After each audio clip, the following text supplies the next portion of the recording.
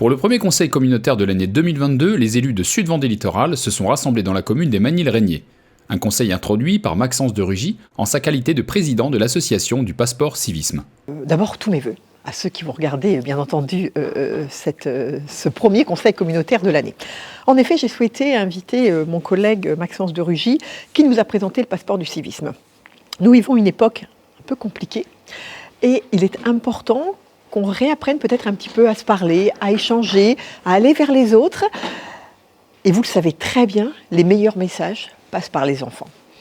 Le passeport du civisme, il touche les enfants, CM1, CM2 plus particulièrement, et il les invite à aller vers les autres au quotidien, dans leur parcours de vie de cette année scolaire. Autre point abordé au cours de ce conseil, la montée en puissance du réseau électrique au parc d'activités Vendéopole, Sud-Vendée Atlantique, à Saint-Hermine. Alors le Vendéopole est en pleine expansion.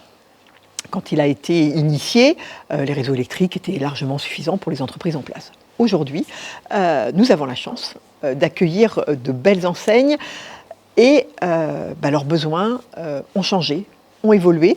Et du coup, la communauté de communes doit initier des travaux conséquents en partenariat avec Enedis, avec le CIDEV, sur un budget qui a été pour une partie déjà voté en décembre.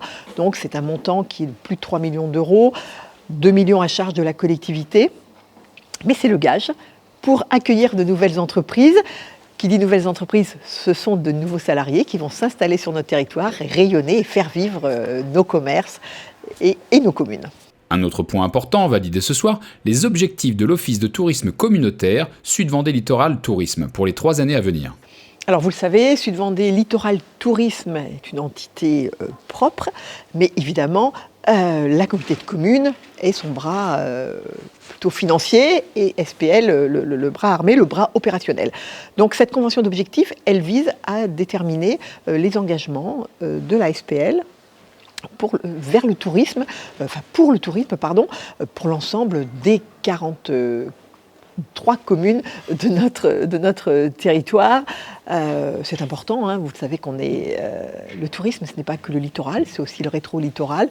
Donc voilà, cette convention d'objectifs, elle vise à mettre en œuvre les actions portées par la SPL. Rendez-vous au prochain conseil communautaire qui se tiendra le jeudi 24 février 2022.